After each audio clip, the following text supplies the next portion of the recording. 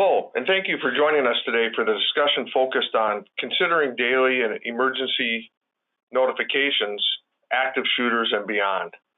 I'm Chuck Olson, Vice President of Sales and Service at American Time. My guest today is Chris Dorn, an analyst for Safe Havens International, and thanks you again for joining us. After some brief introductions, Chris and I are going to spend about the next 40 minutes getting you up to date on the latest considerations and approaches around emergency notification and communications in schools, such as active shooters. But we're going to go beyond the active shooter talk and talk about more common situations like fights, medical emergencies, and even severe weather. We'll discuss the role of communication technologies in those scenarios and important factors for you to consider. In my role at American Time, I talk with school districts and universities all over the country about how they communicate in the emergency situations and where the gaps and challenges are. American Time is a provider of communications and notification technologies for the education and commercial markets. We also are a leading supplier of comprehensive clock systems for those same markets. So I get to meet with a really diverse group of districts and schools to discuss the challenges that are common amongst many educational facilities and the unique differences between them because of geography, size, demographics, etc. I spent the majority of my career in the technology field, including 20 years in technology sales in the Silicon Valley. And I have to say, the technology that protects students, staff, and faculty is one of the areas that hits closest home to me, and is an area that I'm really passionate about. I'm excited about our discussion today because of a lot of institutions that I talk with are thinking about how they communicate with their faculty, staff, students, as well as authorities during an emergency. With so many different approaches and tools out there, best practices and the most important factors get murky. We're going to try to clear some of that up today. Now I'll turn it over to our guest, Chris Dorn, analyst at Safe Havens International. Safe Havens is a nonprofit campus safety organization that helps schools improve crisis preparedness and campus safety. Chris? Thanks, Chuck. I'm happy to be here to speak with you today and hopefully share some useful information. Just a little bit about our background. We've worked with thousands of schools across the country over about the last 20 years or so since we formed as a nonprofit. And we've worked with some of the smallest districts, including single school districts, independent schools, charter schools, things like that, and as well as some of the largest districts in the country. We've worked with Washington, D.C. schools, Philadelphia, Orange County, which is Orlando, and then right now we're doing a lot of work with Broward County, where the Stoneman Douglas shooting occurred. So we really get to do a lot of different things and work with a lot of innovative and interesting schools, but really most of our work is just in the day-to-day. But one of the things that is really interesting to us right now is looking at a new concept called enterprise risk management. Last year, when we worked with Broward County to look at their schools after the Parkland shooting, one of the recommendations we looked at for them was, because of their size and complexity, looking at a model that's used by corporations and other types of large businesses to manage safety and security. And it allows them to manage resources and needs across tens of thousands of employees, across hundreds of school sites in a county that spans from north of Fort Lauderdale to Miami and from the Everglades all the way to the ocean. And so working with a really big district like that, you really learn some interesting takeaways. And then working with those smaller districts, it brings us back to what is the everyday, because every district, large or small, every school, what it comes down to is the most common things that we're seeing aren't necessarily active shooters. It's going to be medical emergencies, traffic accidents, the everyday incidents, and personal disputes, things like that. You know, the average school weapons assault is a stabbing or a beating or an improvised weapon or something like that. And focusing so much on active shooters really is a disservice to all the other types of dangers and even crimes that happen in schools. And I'm really excited to be looking at this topic today, because one of the big things we've seen over the past year is a recognition of the challenges that schools have in communicating emergencies quickly. We've seen a lot of change and improvement over the last 2 decades or so and schools are safer than they've ever been before, but there's some real gaps in the fundamental infrastructure, so to speak. And that's what's really interesting about companies like American Time. We've worked with a few different vendors, and we don't really endorse companies. We like to work with companies and help make products better and give feedback. And really, what's nice about doing this type of work is getting to speak at, do presentations like this, and really get into, to talking how we can use some of this stuff, looking at dual use solutions. Because like I'll talk about, there's a lot of products out there that can solve your school safety problems, so to speak, but there's no simple solution like that. And so looking at things that we use every day and how we can leverage those to make a safer school. And we'll talk about building climate and culture and how that can really make your school safer than any of these other security products. So let's start this discussion level setting and getting a sense of what most schools, districts, and universities are, where they're at when it comes to thinking about safety. Chris, can you talk about what you do in the role of safe havens, and what are some of the dominant discussions, approaches, or concerns you're hearing? Sure. We do a lot of different types of work. We do a lot of school safety assessments where we're in the schools looking at their safety hazards and concerns and improvements. But we also do a lot of plan review, after action review. We've done review for over a dozen active assailant incidents, as well as either assistance or review for over 300 other types of school crisis events. And some of the things we've seen over the last few years is there's been a lot of improvement, like I said, but there's still some challenges. Like there's not really standard protocols. There are a few different sets of leading protocols. There's traditional protocols. There's a few different models out there that are newer, but there's been many different changes in concept and procedures that are untested, and some of them are starting to show evidence that they can be pretty dangerous. There are some differences in terminology around the country. So some people use lockdown or some people use shelter in place, but that can also refer to sheltering from chemical exposure. So there's kind of some difficulties there in terminology. And then you see philosophical differences where some regions in particular look at fighting back as not only an option, but more of a necessary option. And what we look at is, it's one thing to tell staff, you can use your judgment, you can act with your, based on your independent assessment of the situation, and you may need to fight back in some cases. There's been plenty of attacks that have been stopped by a bystander, a staff member, the right person that was there at the right time. But we've seen a big push towards telling all staff, you need to be this person, you need to be more aggressive. And some of the trainings will say otherwise, but what we see in our testing and our assessments is that there's been a big psychological shift in education across the country, really since Sandy Hook, that teachers need to be more aggressive and more defensive and sacrifice themselves for their students effectively. And there's a lot of fear around what we see with that. And really, like I said earlier, what it comes back to is just looking at those good prevention measures, good response measures, good recovery measures, because we never know what kind of attack we're going to have happen next. We don't know what kind of emergency we're going to have happen next. We do know with some likelihood what types of severe weather, what types of medical emergencies are common, what types of traffic accidents, crime, other things in the area, and we can prepare for those. But focusing so much on the big bad wolf, the really scary ones, it's similar to thinking after 9/11 when people got so scared of terrorism that they stopped flying as much and traffic fatalities went up. So we want to make sure that we keep focused on those really important basics. So some of the things that we've seen around the country in these last few years are a lot of simple approaches that claim to solve school safety issues. So after each attack, you'll see products or programs or trainings that pop up. Some of them are good. Almost all of them are well-intentioned, but not all of them are well thought out or proven. We've seen a lot of products come out, some of which could be actually used by an attacker, but some of them could even be used as weapons themselves. Some of these devices are so elaborate, they're also very expensive and can create other risks around them. We've seen dramatic changes in fire codes, procedures. We've seen fire marshals make changes that go against National Fire Code, or schools do things that go against their local fire code. And there's always kind of a conflict, so to speak, or a healthy debate, I should say, between police and fire. fire wants you to be able to get out quickly. Police want you to be able to stay in or secure, or sometimes maybe run, hide, or fight, etc.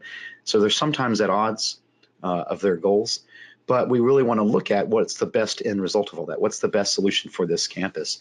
And what it comes down to is giving staff the tools to make decisions based around what they've got. So if you have a campus where you need to evacuate, you don't have safe places to lock down, that's one thing. But dramatic shifts in our thinking really have led to active shooter tunnel vision and a lot of very emotional responses to school safety, where we see something that's exciting or something that seems like it's going to solve a problem, or we get a demand that we need to do something now. And what most parents don't realize, for example, is that schools are doing things every day for safety. And it's not necessarily knee-jerk reactions or dramatic shifts that are going to make things safer. So some quick examples of some of the common misperceptions around school safety, and just some examples of what I'm talking about with these simple solutions.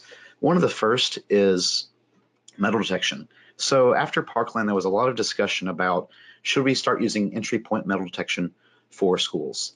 We see this in airports, we see it in courthouses and other places, but we also see it used in many places. I'm sure many of you have been to a concert, a sporting event, or some other venue where you've been searched, and the search maybe doesn't seem that effective, or it just holds the line up and you see maybe clear gaps in this. This is one example of a school where we were asked to assess their overall security.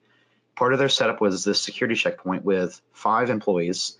The folks wearing the yellow jackets and black jackets are the staff members running this setup. They've got 2 walk-through metal detectors, and 1 X-ray machine, with all these staff members supervising this entry. And there's many other ways to defeat this type of screening, going in after hours or going in during a special event or after screening has stopped for the day. But we were able to, using just misdirection and other tricks, sneak these simulated firearms in through this checkpoint. Each of these is the same size and weight and has metal in them that should have set off the detector, but we're able to use some of the tricks that we know because we do a lot of training on this, and we know the ways people sneak things through. And we were able to not only sneak 1, but 4 of these through.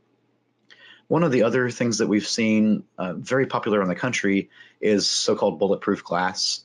And that's kind of a misnomer, one, because there's no such thing as bulletproof glass. Even the best bullet-resistant, bullet protection glass can be breached. The Pentagon is one of the most secure facilities in the world, but on 9/11 it was breached by an alternative type of weapon when the plane was used as a weapon. And so we see a lot of ways around this type of protection, but even firearms, a piece of glass that's rated to stop a bullet is only rated to stop a certain kind of bullet at certain types of circumstances. And so most of the time we see bullet resistant or shatter resistant. And in any of these cases, it's very, very expensive. And so we need to balance the actual benefit we're getting from the cost of something like that has a very, very limited range of use. So instead of looking at something like that, for example, we might look at a new school construction using forced entry protection glass to stop against break-ins and severe weather, but also something like an active shooter. I mentioned earlier lockdown devices and barricade devices, things like that. These are one of the big ones that you see that they get very popular after a big event. And there's a couple of problems with these. One is in most cases they're not needed. In a modern school building where you can lock the door, you may not need this. When you would need one of these might be, and I use that with a big caveat, might be if you cannot lock the door from the inside, or if you can't lock the door quickly, then these might be beneficial. But in many cases, they violate ADA and National Fire Code, where they make it too hard to get out of the room. There's been a big push towards this barricade concept. If there's an active shooter, we want to barricade ourselves in. But something like this could easily be used by an attacker to trap people inside the room. For example, a bully, where the teacher walks out of the room, if he could access one of these, has free reign of that classroom. An intruder that finds a staff member alone in this classroom would have plenty of time to carry out an attack before people could breach the room, if they could breach the room with one of these in place. We've got a similar photo of a similar concept, which is, maybe we don't use barricade devices, but we're telling people to barricade themselves in. Now, this is an example of a photo where we ask a class to, hey, show us how you would do this. And typically what you see is pushing desks, filing cabinets, chairs, whatever it may be across the room to block the door. Now, how long does that take? 30 seconds, a minute, 2 minutes? And we often don't have that long in a crisis. to be making all that kinds of noise, drawing attention to ourselves instead of getting out of sight or thinking about quick egress. We've seen more attacks where combination attacks have been used: fire, explosives, noxious chemicals.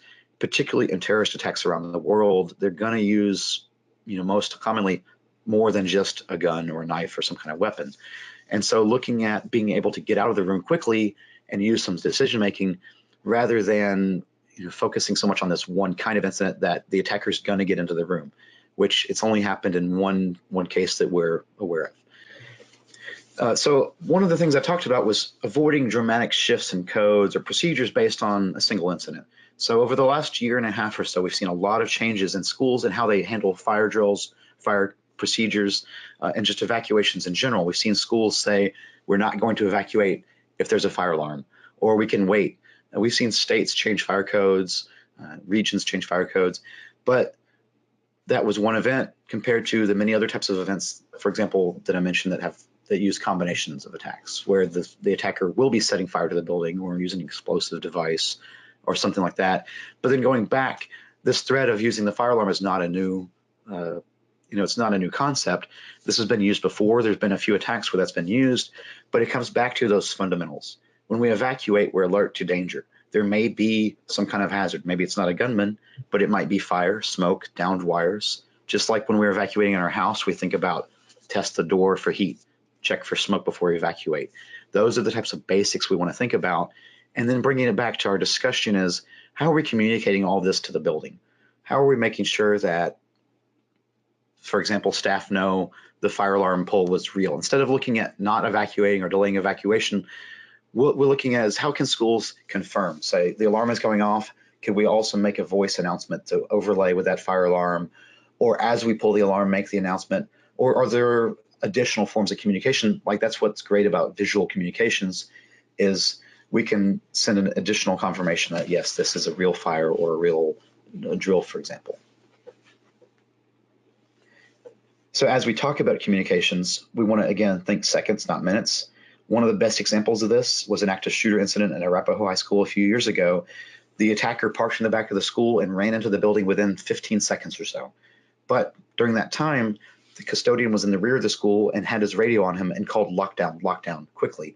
And that radio call was transitioned into an announcement for the school, and the school was able to lock down within 7 seconds. And I should note, this school used lockdown magnets. I talked, kind of negatively about those lockdown devices. This school had a certain type of procedure, had trained with those, and their device they used didn't violate fire code or ADA. But we want to make sure that we can communicate quickly with the entire campus, all classrooms, the cafeteria, kitchen, other loud areas like that, like the gym, athletic areas, outside areas, the weight room, shop areas are particularly bad with echo. We can turn up the volume in the intercom, but it might still be very hard to hear with or without equipment because of the acoustic design of the room. And then especially exterior areas.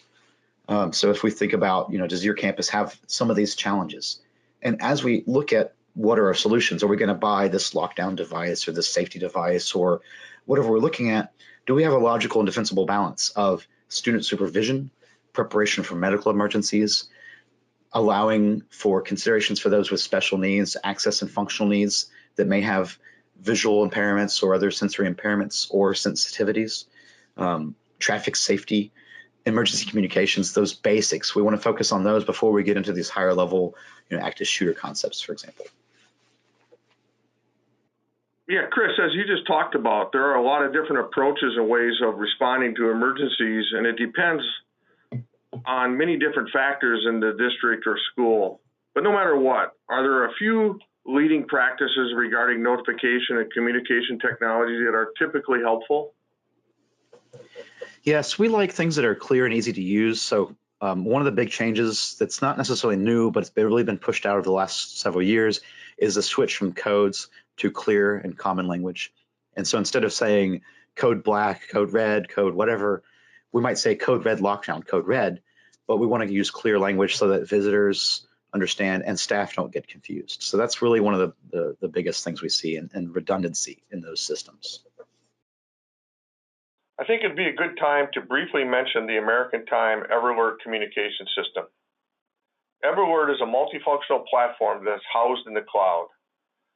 The multifunctional aspects gives users synchronized time across all displays, digital messaging so they can give announcements specific to the school, and most importantly, it's an emergency communication platform where they can make announcements based on fire, lockdown, weather, or medical threats.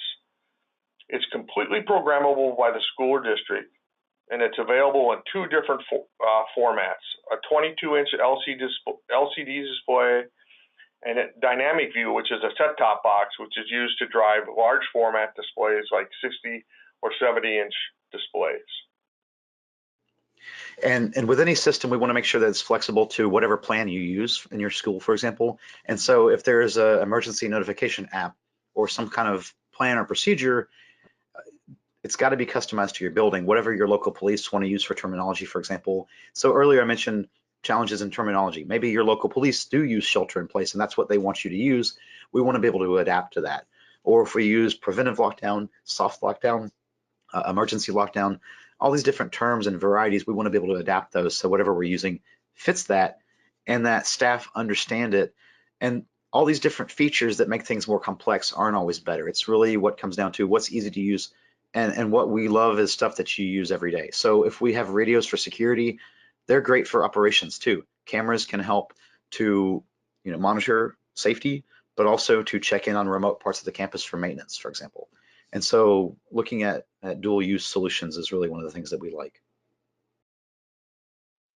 Yeah, Chris, I see when I go out to schools, I see a lot of variety of different mechanisms that schools try to communicate. Some use all calls over the loudspeaker. Some call using IP phones. Some schools even want to do silent alarms so that they don't inform the intruder. And so it seems to be kind of all over the map on different approaches with regard to how they communicate. And I'm just wondering if from your experience, is there a leading practice that really stands out to you? What we like best are redundant systems that use everyday communications as well as maybe other special methods. So, for example, using radios as well as intercom announcements. If we use emergency messaging apps, those could be helpful, but understanding that sometimes cell phones can have delays or can go down. And so ideally, we're going to have a radio call, an announcement, maybe messaging, a visual alert, various methods to communicate, not only for those different areas, but also I mentioned those with access and functional needs.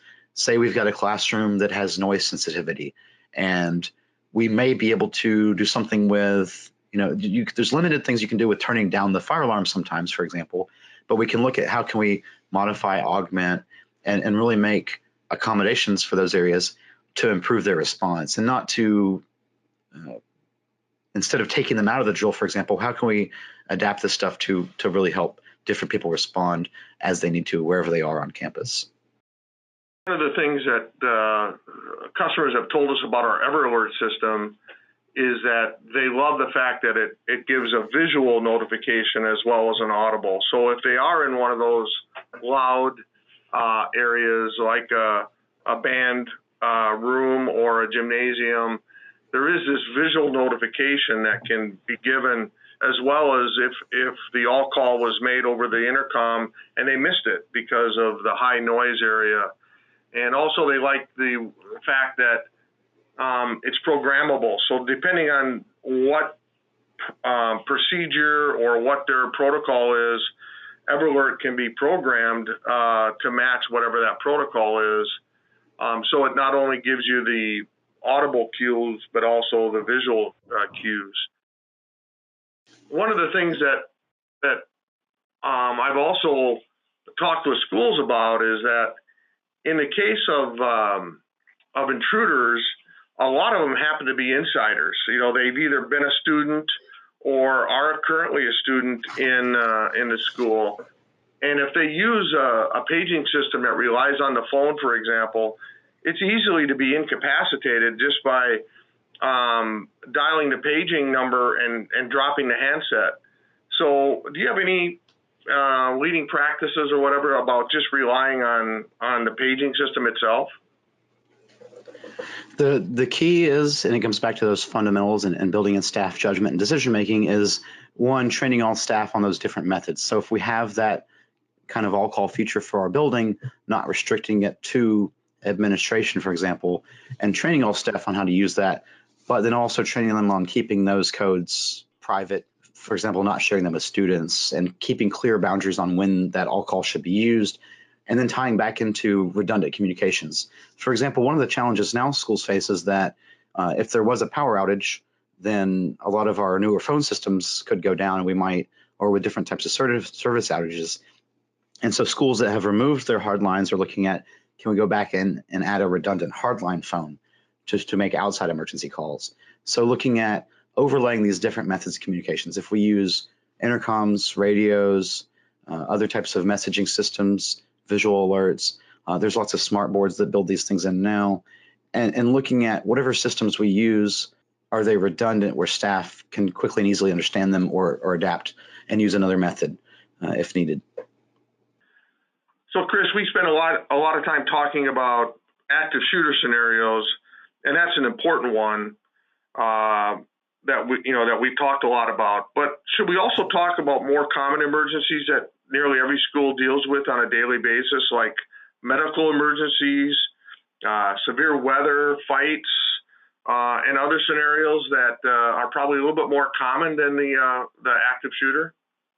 Yeah, it's more important because these are more common, where the average school will not experience an active shooter, and the average school won't even experience a shooting based on statistics and research from the University of Virginia. But what we do also know is that the techniques that we use to respond to medical emergencies or fights or severe weather or any other quick situation that requires quick judgment, that's the same type of thinking and skill set, so to speak, that staff need to be able to handle an active shooter incident or one of those worst case scenarios. So having people think quickly on their feet to respond to a medical emergency is just as time sensitive. So for example, staff responding to a medical emergency, just as little time or maybe less time than someone in an active shooter incident to respond to the crisis, to really decide the outcome of the situation. So one of the things that we've seen, jumping into talking about what are some of the solutions, so to speak, that do work out there, we'll talk about safer and more connected schools. It's one thing to say we can add fences, barbed wire, metal detectors, security cameras, and all that stuff, but the safest schools that we see are the ones that have the best climate, culture, and that are most connected. So now we'll look at a few pictures. I just wanted to show you what we look at when we see safe schools. So there's no such thing as a 100% safe school. There's no guarantee you won't have a crisis. But the schools that we see that are the safest have that good building climate and culture. They connect themselves. They communicate their messaging. They are welcoming to visitors, to students. They're protective for staff. They provide good customer service. So we've got clear access and signage for visitors here. Meanwhile, staff are sitting behind this window, and they're protected, and they can monitor and control their school's security technology and things like that. And we're communicating all those positive values and that positive messaging at the same time. So this doesn't feel like a prison or a high security facility, but really look at what we've got here. We've got somebody in a vestibule. We've got really good control of this environment. And so staff are really well safe and protected here, but we're also communicating that we are welcoming educational institution. We're communicating our expectations, our climate, our culture. This says to students, this is what you should do as a student, but also it communicates to parents, hey, here's what we're telling students. Here's our culture. Here's our values. And, it's not going to stop everyone, but that parent that might go irate or that might misbehave, so to speak, in that school, are they going to behave a little bit differently in this environment than one where it just doesn't look like people care? It won't stop everyone, but setting that clear tone. So for example, when we've got staff out supervising at traffic, it's particularly important that they have safety vests, for example, when they're close to cars. But the other benefit of this is I'm a parent in this pickup line here.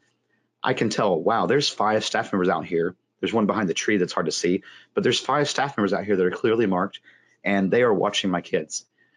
Inside even, we've got the same type of setup where it's easy to tell who is a staff member, who's a parent, who's a visitor. If this was a high school, it would be even more difficult to tell who's who. But with these vests, it clearly stands out. Here's the helpers. These are the people that you can go to for help, that you can know are watching your kids. And if you're the bad guy, is going to be that deterrent, that capable guardian, that person that's going to see us or stop us or report us. And, the determined violator, this may not stop them, but when a person is picking out an attack target, this type of thing can deter them. And we've seen several examples where someone has picked a different target because they see this type of environment where, well, it's clear they're very intentional about everything they do here.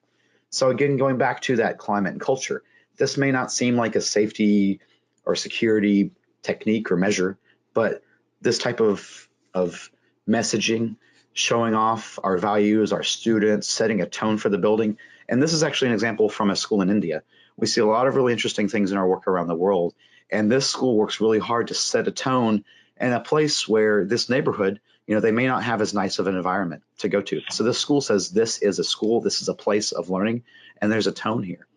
And some of the other interesting things we see around the world, there's a lot of struggle here in the US, we see schools that are still struggling to put systems in place and more security measures in place. For example, school student sign out is still done in kind of an ad hoc fashion in many places.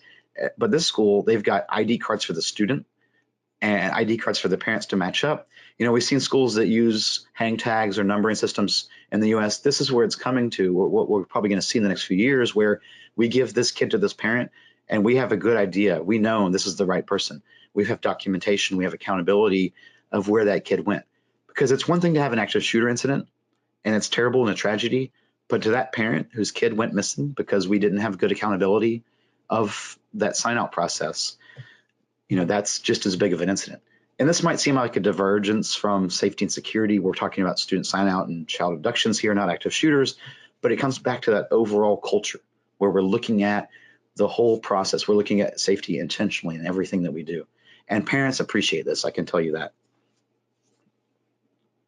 So back to talking about emergency communications. What are some of the things that we're seeing and what are some of the things we suggest? Well, when we look at plans and procedures, one of the common phrases we might see would be something like use available means to notify the campus of the emergency. And so we might use that language because, the intercom might be their go-to. They might, in a typical emergency, ideally, the principal gets on the intercom in the office and makes an announcement. But we know from experience that it's often not going to be the principal or even the front office that sees the emergency first. And so we build this in so wherever we are, we can use the intercom, the radio, a cell phone, if we have apps, if we have messaging, other ad hoc methods like runners. But we want to be able to use all those different ways, like I talked about earlier, to be redundant and to adapt and think on our feet. And one of those examples of redundant communications that I think is really interesting is EverAlert by American Time. And again, we don't endorse products, but I really love ideas like this that make dual use solutions out of things that we need to get anyway. So if we're going to be updating our clocks or our smart boards or our intercom systems or whatever it may be, we want to look at what are some of these features, because most of these systems do have some of these things that are coming into play. And what's really excellent about this one, it's very clear, easy to read, and it stays away from, like I talked about earlier, too much jargon and code. It's very clear, and this is the type of thing that, this is exciting as a parent or a visitor. You don't want to see these types of messages, but when you see this, that things are under control. Somebody's got the situation handled and they are communicating clearly, as opposed to, announcements with codes or people running back and forth or, other types of messaging that we see. And these are really great. I talked about changes in fire drills, fire codes, things like that. A really simple way to address that. It's not going to work every time. There's always different situations. But if we have a procedure built in where we can quickly set up this emergency drill fire alarm message when the fire alarm is going off, then that's going to be reassuring. Now, of course, the attacker could try to take over the system or could work that into their plan, but there's always the what ifs. But what we like here is that we can say, yes, this is a fire alarm, and people see a visual. And it can be really reassuring. Maybe we, and our procedures are ironed out, our staff are comfortable, but those students, they may have those concerns because they don't realize the realities of school safety, for example. These types of messaging can be very helpful for those types of folks. So what are we expecting to see over the next few years as schools continue to evolve and as security procedures continue to get more and more complex and enhanced? I think that what we'll see are going to be more connected schools, so more use of dual use technologies as we see more of these smart technologies and smart systems coming into play, ways to use these to enhance our level of safety and security. The biggest piece, though, and it can come in the form of student sign-out procedures or in having good lockdown procedures or good communications when there is a real emergency, it's that parent expectation of safety. There was a really big push last year, about a year and a half ago, right after Parkland, where parents across the country were demanding, what are you doing for my child's safety? And as I mentioned earlier, there's things that we're doing all the time. People are working on safety and security already. It's not something new. And what most parents didn't realize at the time is there's thousands and thousands of dedicated people working to make schools safer every day. But we need to communicate that clearly and really show people what we're doing. And that's really what's nice about integrating our plans and procedures into these other types of systems. It's not supposed to be something that's scary or just for the big bad wolf emergency, but these are just things that are a matter of course. If you go to a hospital or get on an airplane or go to any other place, a cruise, if you go on a cruise, it's a wonderful, fun trip, but it starts out with a safety drill and a safety briefing where they teach you how to get into the lifeboats. And so we always want to make sure that we're keeping up to date with what's that expectation, because I think over the next few years, you're going to see more and more demands by parents to make schools safer and safer.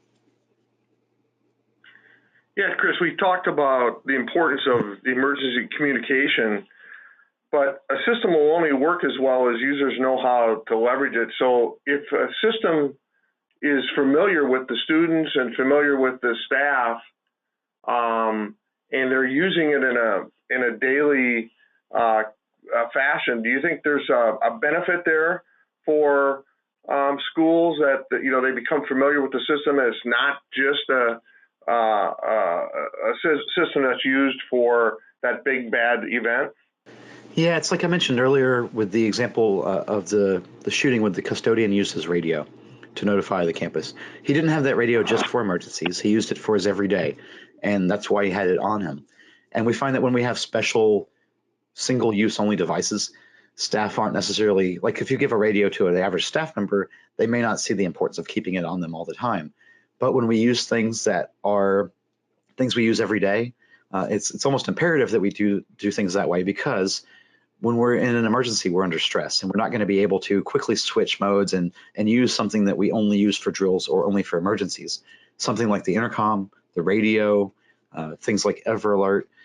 These multifunctional platforms can be great, and especially the ones that we use for daily messages, news, all those other types of things, because when staff hear that announcement, it's not that blaring alarm that you only hear when it's a code red alert, DEFCON 1. It's something that we're used to hearing. It's a familiar voice. It's a familiar platform, whatever it may be, that we can seamlessly integrate into the rest of our day, so to speak. And we want to really look at that friendly face of safety, because as we see more and more cameras and security measures and all these different things and fences, and we lock more and more people out of our schools, we want to remind people that we are a school and we are a friendly, safe place. Yeah, our customers with the EverAlert have told us that being able to use the EverAlert, first of all, for a synchronized time source where the students are always looking at it for, the time of day and when a class change is going to happen, but then also for those announcements for, the digital signage side of it. It becomes a tool that they're comfortable with, that they know that this is a place where they go to get communication, and then also having that alert emergency communication side of it has proven to be very beneficial, is because it's used every day. They can put out announcements about rallies or test schedules or late buses or whatever that information needs to be. But then they always know that in the case of an emergency, it's also going to be the go-to place for them to go look for. So I agree with you that having that in a daily use type of approach is something that the staff becomes comfortable with using. and as well as the students become comfortable in knowing where to look for that information. Chris, you got any further closing thoughts or other points that you'd like to make? The one thing that I want to remind people of, we've talked a lot about emergencies and violence, and I've talked about active shooters and all the other things that can happen in schools, and it's very easy to get weighed down by that. But what, the point we kind of keep trying to come back to when I talk about building climate and culture and some of those examples I showed is that schools are still the safest place to be. They are safer than they have been in decades. And there are, new threats, there are emerging threats and things like that. But really what we like to focus on is that every day and helping schools operate more efficiently. It's not about protecting the school and responding to emergencies as much as preventing those types of things and really facilitating schools in achieving their everyday mission. It's very easy to get sidetracked with safety stuff and think of it as our focus. And we sometimes want to say safety is our number one priority. It's not. It's education. It's other things that we put more budget items towards. But safety should be part of that everyday culture. It should be part of that mindset. And we need to remember that schools are a safe place to be. As we wrap up, I'd like to review some key takeaways. There is no standard protocol. So there is no standard protocol for schools to follow, so you have to be adaptable. You need to strike a balance between logical and defensible. Whatever communication tools you choose, they should be flexible, redundant, and intuitive, and should be part of the school's everyday routine. Prepare for common situations which will help you prepare for the active shooter type of scenarios. And understand parent expectations for safety. I'd like to invite the audience to reach out to Chris at Safe Havens International if you have any questions about school safety issues or what else Safe Haven has to offer you, or myself at American Time if you have questions about the EverAlert system and how it can help your school be better prepared for emergency notifications. Our contact information is on the display. For additional information on this topic, please visit our blog at www.blog.american-time.com. I would really like to thank everyone for joining us today, especially Chris for his insights and expertise focused on campus safety. Thank you to everyone, and thank you, Chris.